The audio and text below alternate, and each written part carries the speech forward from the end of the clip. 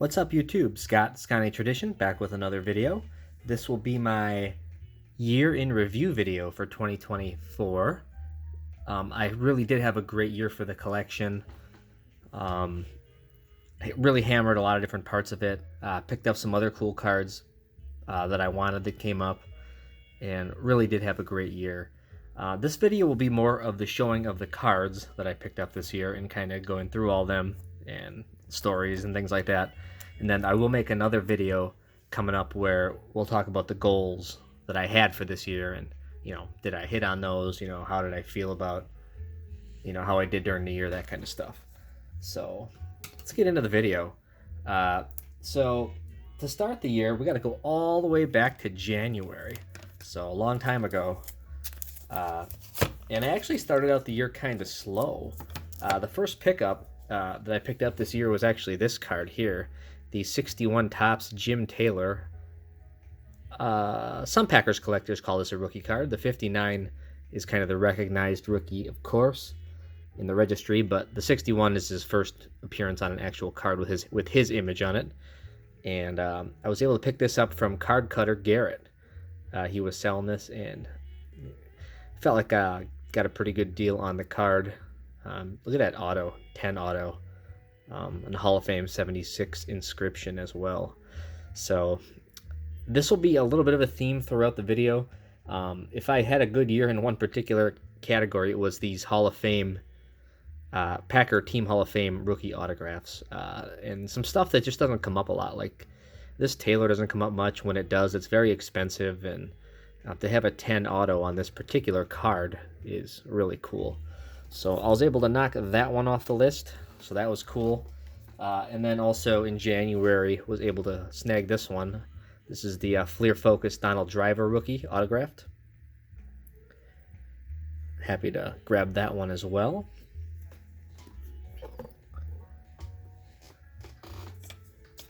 February and March of this year, I don't remember what I was doing, but apparently I wasn't picking up cards because I didn't pick up anything in those 2 months combined. And then in April, I only picked up one item as well, and that was this card. This is the Tools of the Trade Robin Yount. So check out that.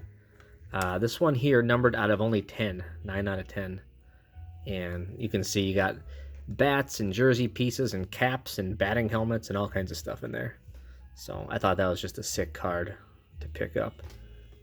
This is from 2005 Absolute Memorabilia Tools of the Trade. Obviously happy with that one. I really had a kind of a great year last year as well. So one of my goals this year was to pick up less items. So it'll be interesting once I go through it all to see how everything compares to last year. But I can tell you the first half of the year I did a lot better of being selective, and I really added the majority of the items that sit the second half of this year. And then May came along and picked up a couple more items. Actually won a bet with Baseball Collector, the Packers beating the Cowboys, and I forget what we bet on it, but I ended up picking up these two items. Basically, it was we bet some cash on the deal, and with the money, I was able to pick up these great Drinks pins. If you know anything about these pins, they come in green and red. The red ones are a lot more scarce, and I was able to grab the Nitschke and the Willie Davis. These two guys pretty much the heart and soul of the Packers defense of the Lombardi years, and these are from Drinks Potato Chips from 1969. So very cool to have an example of both in the collection. So thanks to Baseball Collector for that. All good pickups always seem to have a good story with them. So cool that I was able to get that one from Garrett, and then those two kind of threw Mike on that bet that we made. And then also in May, these are my first really bigger pickups of the year. And this is from 48 Bowman. This is from the same seller. I was able to grab this great Warren Spahn rookie card in a 5. Look at that. Obviously, Milwaukee Braves player, and some significance there. Wasn't necessarily looking for this card, but it kind of goes with the next card I'm going to show, and that's the 48 Bowman Musial rookie. This is a card I have been looking for the last couple of years, and you can tell this one just looks, beautiful for the grade, super sharp all the way around. And when this one came up, I just had to have it. Just finally was able to knock this off the list, and then obviously the Spawn from the same seller. So it was a great opportunity to get 2 items for 1. So real happy with those, being able to add those to the collection. And then that was it for May, and then we went on to June, and I remember we had a lot of family vacation stuff in June, but these were picked up in early June. Got the 50 Bowman Y.A. Tittle, another card I've been looking for a long time, and grabbed this one in an SGC5. These just don't come up as much as they once did, especially ones that look good eye appeal. I thought this one was pretty nice for the grade and what it sold for. A little bit of a old school SGC label and a green color match with the jersey, so that's kind of awesome, I thought. So was real happy to find that one. And then here's a card coming into the year I would have never expected to find. You just never know. And this is another one of those autograph cards. The 48 Bowman Buford Ray. I had written this card off, so I made a list of all the Team Hall of Fame autographs that I need. And this one would fall into the category of like scarce, highly unlikely to ever find. I did not expect that I would ever see an autograph on this card. Buford Ray does have a few autographs out there, but I think the PSA DNA Pop Report is only one, so this is the only one that there is, and it just happened to come up for sale. You can see it's obviously beat up on the sides, but that doesn't matter. To have any kind of autograph on a 48 Bowman for Buford Ray is absolutely amazing that this one surfaced. So very cool to pick up that one. That was completely unexpected this year. I did a lot of damage in that Team Hall of Fame autograph set. And that was June, and then July came. So this is like the second half of the year now, and this is where I really was able to add some great cards to the collection. This is the 48 Leaf Chuck Bednarik, another card I was able to knock off the list that I've been looking for a long time. I mean, check out the eye appeal on that card for a 3. And the centering, you just do not find them centered like this. They are almost always off-centered. So the big full borders on this one, I definitely paid a premium. Don't let the grade fool you on this card. Like, to find one like this was just stunning. Man, amazing that I was able to pick up that this year. And then again, another great autograph, Team Hall of Famer Bob Skoronski came up. These are only like pop, 2 or 3, so and Bob Skoronski's passed away now. So again, these are big finds, these Team Hall of Fame autograph cards on their rookie specifically. So was excited that one came up. The hunt for those has been really fun. Then I grabbed the Mike Holmgren rookie card with the Super Bowl 31 inscription on it. Also goes for the Team Hall of Fame set. I found this cool Wisconsin Flags card. This is something a little out of the ordinary. I want to say it was Bart that turned me onto these. And real happy to grab a example from Wisconsin. These aren't super prevalent out there. So something a little different to the collection, which I was excited to add. Was able to grab I wanted to get a Bob Uecker autograph. He is not getting any younger. He's in his 90s now. He could be done announcing this year finally. So I found a beautiful example from his 63 Topps card.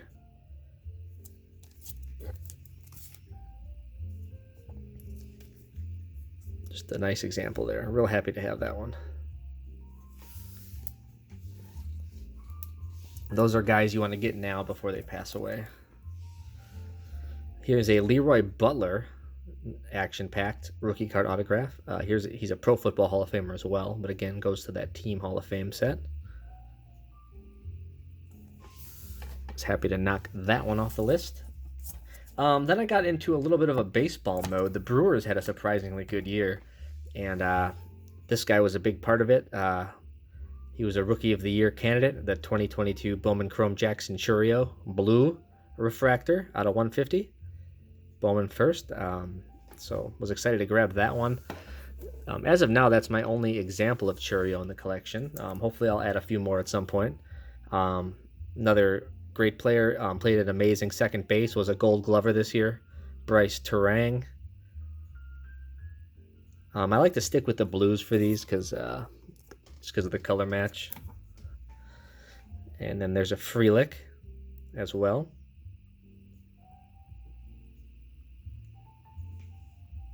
I think Frelick was a Gold Glover as well this year. Young Brewers pitching prospect Jacob Misiorowski out of 150. This one's in a 9. 9's kind of my happy zone for there, just kind of enjoying the player and the card without breaking the bank. Here's a little something different. Obviously my favorite television show of all time, Seinfeld. Still watch it almost nightly in the household. This is from American Pie. This is the foil version. So I was happy to add that one. And then to finish the month of July, I had the 66 Philadelphia Gale Sayers in a 7.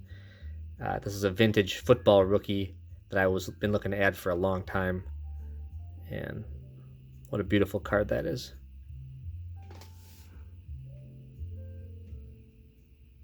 Happy to have that one in the collection.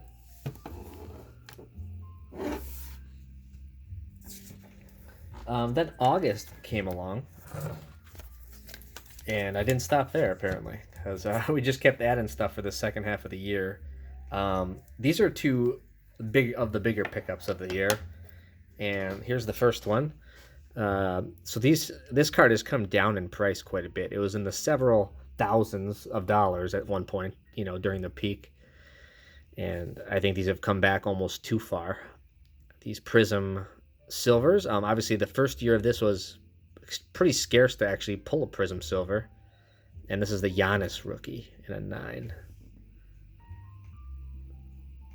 Beautiful card there, man. Was a huge pickup this year. Didn't expect that I was going to add that this year. And alongside it that same month came the Jordan Love from Contenders, the autograph. These are numbered out of 20, and this is the throwback variation from Contenders. My favorite looking variation that there is. We'll see if he can do anything this year in the playoffs. Obviously, it's going to be a tough year with the NFC, with the Eagles, Vikings, Lions, and how good they are. Packers are going to probably end up being the 7th seed with an 11-5 record, so that's kind of crazy. Was excited to finally add a big-time rookie card of Love. That was August. Then September came along, added this cool Magna Prism. This is a custom card, actually, of Aaron Jones. I just love the way this looks. So I don't often add a lot of custom cards, but again, this is something unique I added this year for the first time. Hell of a player. Josh Jacobs has done great this year, but still love Aaron Jones. This is the Mark Johnson from 04 Upper Deck Legendary. Obviously, former member of the Olympic Lake Placid team, Miracle on Ice team. What a great autograph he has.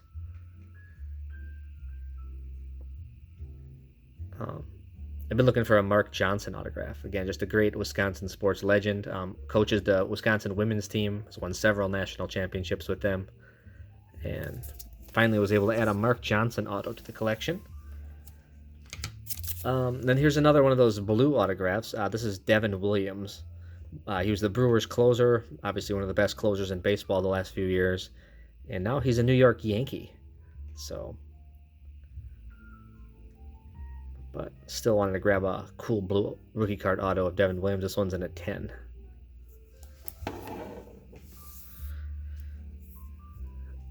Here's another monster card, the 63 Topps Deacon Jones rookie in a PSA 8. Like this is the Purple Sky variation as well. And look at how clean that card is for an 8. Just beautiful.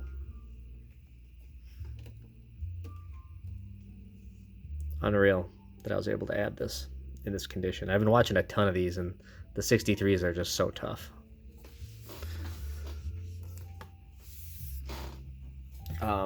And then wanted to add another Bart Starr autograph to the collection, so I grabbed this one from Immortals. Look at that chunky jersey right there. What a great looking card that is, huh? These are numbered out of only 15.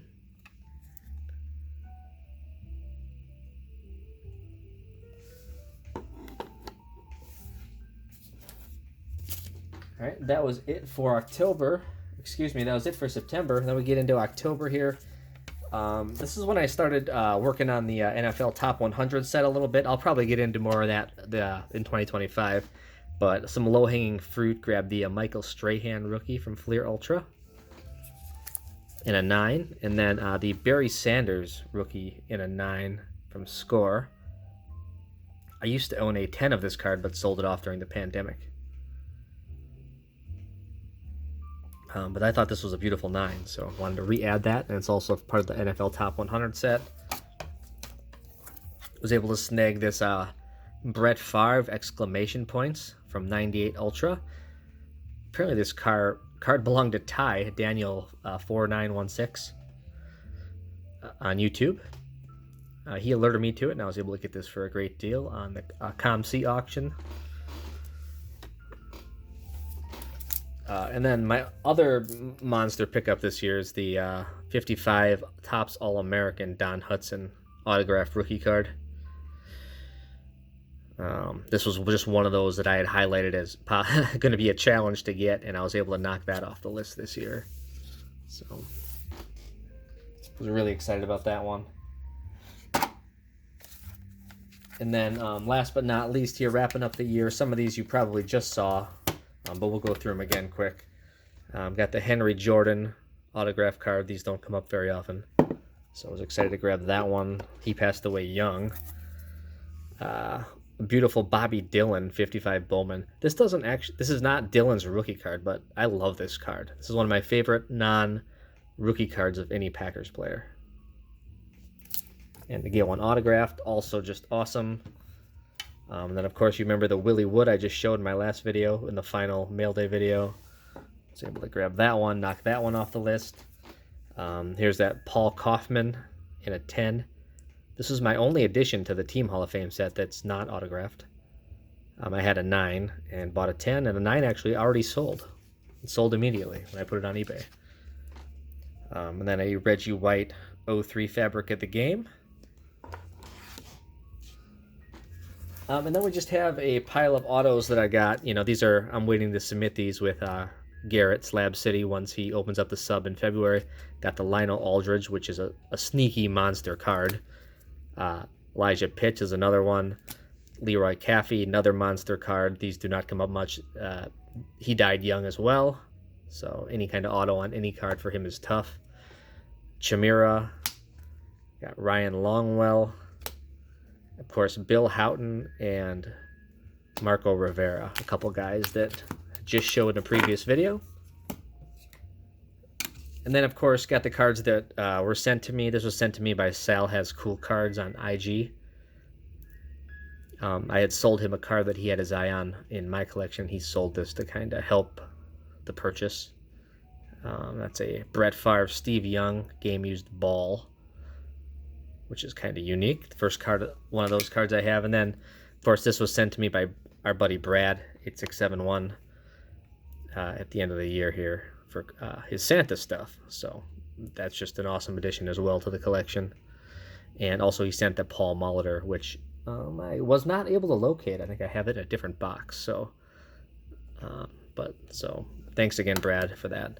But that is it, everybody. Hopefully you enjoyed the video. Really had an amazing year. All stuff that just suits me, that I was able to add to my collection. I feel like I didn't get too far off base. You know, I did really pretty good with my goals, I think. I'm going to actually get into the specifics on the goals in my next video.